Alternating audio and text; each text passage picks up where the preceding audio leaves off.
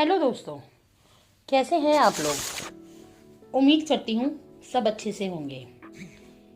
मेरी पिछली वीडियो पे प्यार देने के लिए तहे दिल से धन्यवाद। उम्मीद करती हूँ आगे भी मैं आप लोगों को ऐसी ही वीडियोस देती रहूँगी, पर उसके लिए मुझे थोड़ा सा प्यार अपना दीजिए। मुझे सब्सक्राइब कीजिए आगे और रोचक कहानियाँ और कथाएं सुनने के लिए, और मेरे चैनल को लाइक कीजिए। अगर वीडियो आप लोगों को पसंद आता है तो प्लीज़ लाइक कीजिए और नीचे कमेंट कीजिए। पिछले पर भी मैंने आप लोगों से गुहार लगाई थी जय माता दी की, 2-3 लोगों ने ही करा, उनको धन्यवाद। पर कोई शिकायत नहीं है। चलिए आज बात करते हैं मेरे परम पूजनीय आराध्य साईनाथ महाराज की। जयकारे से शुरुआत करते हैं। प्यार से बोलिए साईनाथ महाराज की जय। चलिए शुरू करते हैं। कहां से आए थे बाबा, किसके अंश थे बाबा? क्या राम अवतार थे या कोई पीर फकीर के अंश थे? कौन थे किसी को नहीं पता आज तक। मेरे परम पूजनीय आराध्य साईनाथ कौन थे वो तो चलिए इस एपिसोड में मैं नहीं बताऊंगी आपको, क्योंकि उनका एक रहस्य है। वो एक बारात के साथ शिरडी में आए थे और उसके बाद आकर के वहीं बस गए। मैं आज आपको उनके एक चमत्कार से अवगत करवाऊंगी। उन्होंने बहुत लोगों पर कृपा करी है, बहुत से चमत्कार किए हैं, पर आज जो मेरे सामने एक है जिसकी खुद मैं साक्षात दर्शनीय कह लीजिए, या जो मेरे साथ घटा, मैं उसके बारे में आपको बताऊंगी। चलिए शुरू करते हैं। आराम से बैठ जाइए और बाबा का नाम लेकर के ये कथा सुनिए। मुझे भी ये कथा पुजारी जी ने सुनाई थी। चलिए शुरू करते हैं। मेरा मन बहुत दुखी था, एकदम अशांत, और ना बहुत अजीब सी फीलिंग हो रही थी। तो मैं सुबह 10 बजे के करीब जिम जाया करती थी अपने घर से। मैंने उस दिन जिम ना जाकर साईं बाबा के मंदिर चली गई। पता नहीं क्यों जिम जाने का मन ही नहीं था। अब वैसे भी किसी का मन नहीं करता जिम जाने का, पर उस दिन कुछ अजीब सा था, तो मन बहुत अशांत था। तो मेरे पास में ही घर के मंदिर था साईं बाबा का। मुझे वहां जाकर के बहुत शांति प्राप्त होती थी। मैं वहां गई और जाकर के आराम से बैठ गई चेयर पर, बाबा के दर्शन करे।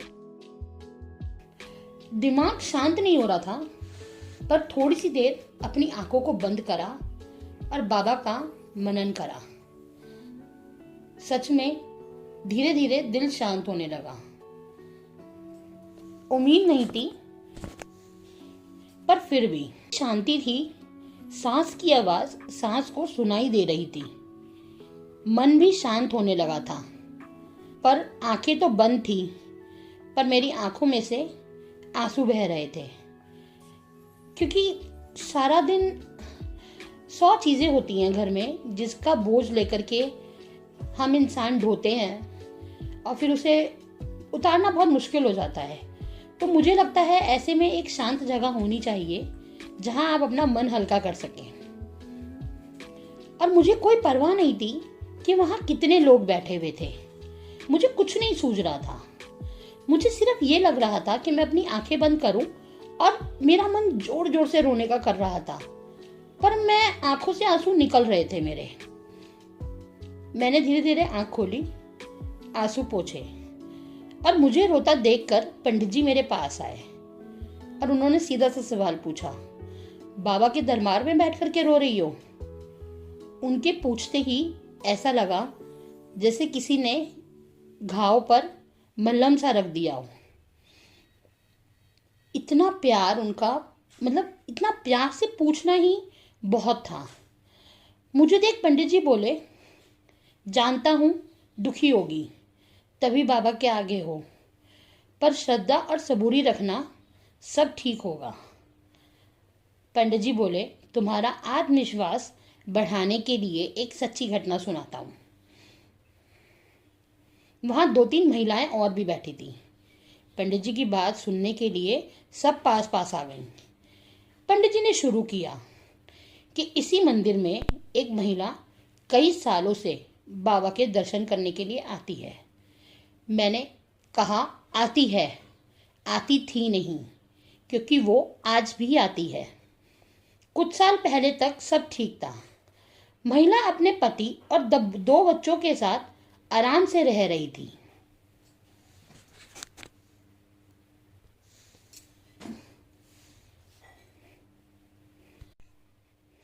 जैसे सब इच्छा रखते हैं आगे बढ़ने की, वैसे ही उसकी भी थी।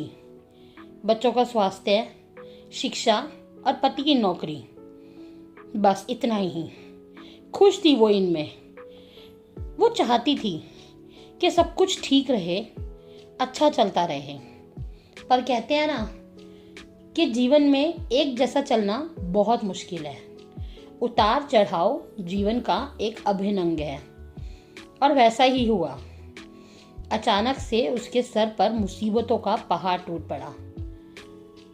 उसका पति जिस फैक्ट्री में काम करता था, उसकी मशीन से उसके हाथ में चोट लगी, जिसके उसके सारे शरीर में जहर फैल गया और उसका हाथ किसी कारणवश या इसी कारणवश काटना पड़ा।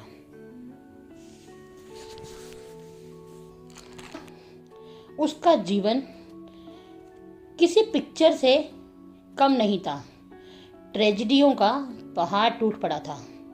मदद के लिए ऐसे वक्त में कोई आगे नहीं आता, ना कोई नातेदार और ना ही कोई रिश्तेदार। सब दूर भागते हैं। ऐसा ही उसके साथ हुआ। धीरे धीरे घर को आर्थिक तंगी ने घेर लिया। है ना किसी पिक्चर से कम नहीं स्टोरी। बच्चों को स्कूल से निकाल दिया गया, क्योंकि बच्चे जब तक प्राइवेट स्कूल में थे, फीस ना भरने के कारण उनको स्कूल से निकाल दिया गया। पर एक चीज थी जो कि अटल थी। उस बहन की बाबा पर से श्रद्धा कम ना हुई। उसने घरों में काम करा, झाड़ू पोछा बर्तन सब करा। धीरे धीरे जिंदगी थोड़ी सी सामान्य होने लगी। पर अब भी शायद किसी चीज की कमी थी। उसके बेटे को पीलिया हो गया। कमाया हुआ सारा पैसा दवाइयों में जाने लगा। कंडीशन और खराब होने लगी। एक दिन उसके सपने में बाबा ने दर्शन दिए और बाबा बोले, बहुत भूखा हूं, कुछ खाने को मिलेगा? इतनी देर में ही महिला की आंख खुल गई। रात दिन सोचती रही कि बाबा ने मुझसे खाने को क्यों मांगा, जबकि मेरे पास तो खुद खाने को नहीं है। मैं बाबा को क्या दूं? पर उसका मन नहीं माना। फिर भी वो अगले दिन आटे और नमक की 2 रोटी ले गई। सामर्थ्य अनुसार उसने बाबा को भोग लगाया। उसने पंडित जी से कहा कि बाबा को इन रोटियों का भोग लगा देंगे? पंडित जी ने कहा, जरूर लगाऊंगा बहन। पंडित जी की आंखें नम थी। पंडित जी ने भोग लगाया। बाबा का मुंह देखकर उस औरत को ऐसा लगा कि जैसे बहुत तसल्ली हो गई उसे खिला करके और बाबा को खा करके। उसे ऐसा लगा जैसे उसका ही पेट भर गया हो। पंडित जी भी शायद यही बोले कि आज रात बाबा को यही खाना था। बस अब से तो ये रोज की दिनचर्या बन गई थी। अब वो महिला जो होता बाबा के लिए थोड़ा थोड़ा लाने लगी। बाबा की थाली में कभी खिचड़ी होती, तो कभी रोटी, तो कभी सिर्फ चीनी का पानी। वो श्रद्धा से भोग लगाती और बाबा स्वाद से उस भोजन को ग्रहण करते। थोड़े दिनों बाद कुछ समय बीता। फिर से उस औरत के सपने में बाबा ने दर्शन दिए। बोले, तूने भक्ति भाव और श्रद्धा से मुझे इतना खिलाया है कि मेरा पेट और मेरा दिल दोनों भर गया। अब मैंने तेरा नमक खाया है तो ऋण तो अदा करना ही पड़ेगा। वक्त आ गया है। इतना कहकर बाबा चले गए। उसे कुछ समझ नहीं आया, आता भी कैसे, पर वो वक्त का इंतजार कर रही थी। जब इंसान बहुत हताश होता है तो वो उम्मीदें छोड़ देता है, पर एक उम्मीद जो भगवान पर बनी होती है उसका दामन वो कभी नहीं छोड़ता। वही हाल उस बहन का था। समझ में नहीं आ रहा था, पर फिर भी उसे उम्मीद पूरी थी। वो बाबा के 2 वचनों पर आराम से चल रही थी, जो कि थे श्रद्धा और सबूरी। बेटे की तबीयत में सुधार आने लगा। उस महिला को स्कूल में नौकरी मिली, आया की, और उसी स्कूल में बिना फीस के दोनों बच्चों का दाखिला हो गया। पति ने और उसके बेटे ने घर में ही बच्चों को ट्यूशन पढ़ाने का काम स्टार्ट कर दिया। इस बीच एक नियम था जो कभी नहीं टूटा। वो था बाबा का रात का भोजन। सामर्थ्य अनुसार वो रोज बाबा के रात के खाने का भोग लगाती। अब बाबा की थाली में रोटी, सब्जी और खिचड़ी हुआ करती थी।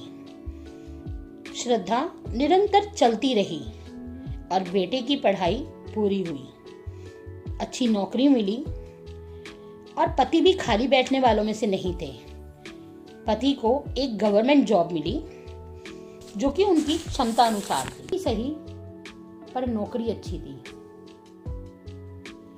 चाहे कुछ बड़ा हो या ना बड़ा हो, पर बाबा की थाली अपग्रेड हो गई थी।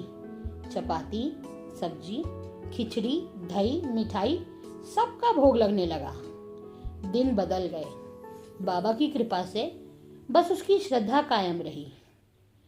अब वो बहन अपनी नौकरी छोड़कर बाबा की रसोई में मदद कराती है और श्रद्धा और सामर्थ्य अनुसार लोगों की मदद करती है। सुनकर होश से उड़ गए कि ये आज के टाइम की बात है। कौन विश्वास करता है कि आज भगवान आएंगे और आपकी मदद करेंगे।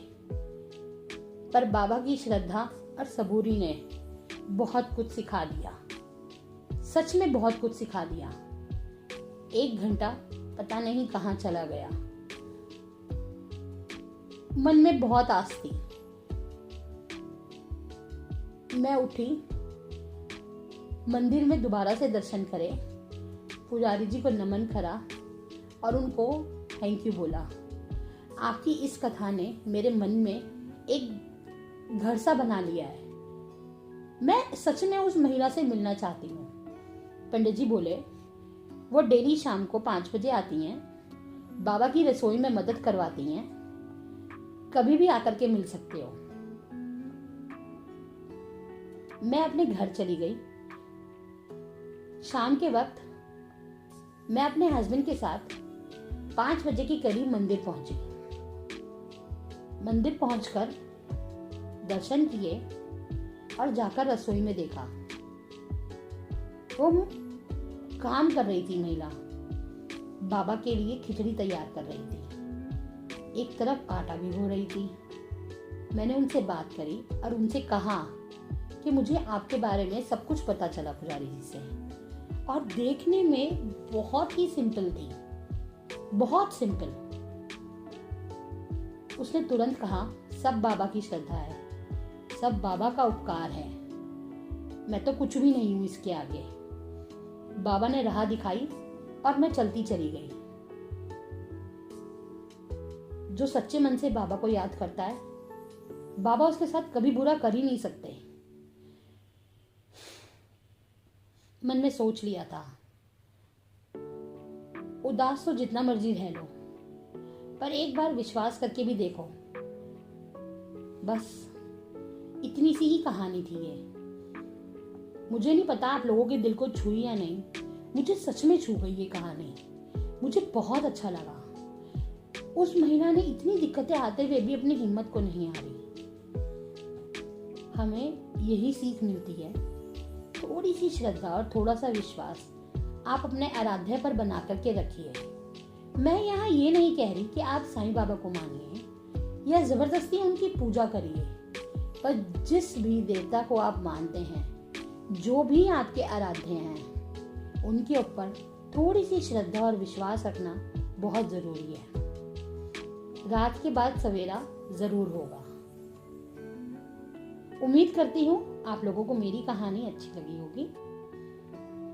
चलती हूँ, नेक्स्ट टाइम मिलती हूँ नए आराध्य के साथ, नई कहानी के साथ, एक नए विश्वास के साथ। और अब की बार सच में उम्मीद करती हूँ कि आप लोग मेरी इस कहानी को, मेरे इस, क्या कहेंगे आप इसे, सजीव वर्णन को प्यार देंगे। चलती हूँ, नेक्स्ट वीडियो तक के लिए प्रणाम और ओम साईनाथ। अगर आपका मन करे तो कमेंट बॉक्स में ज़रूर एक जयकारा लगाइएगा बाबा के नाम का।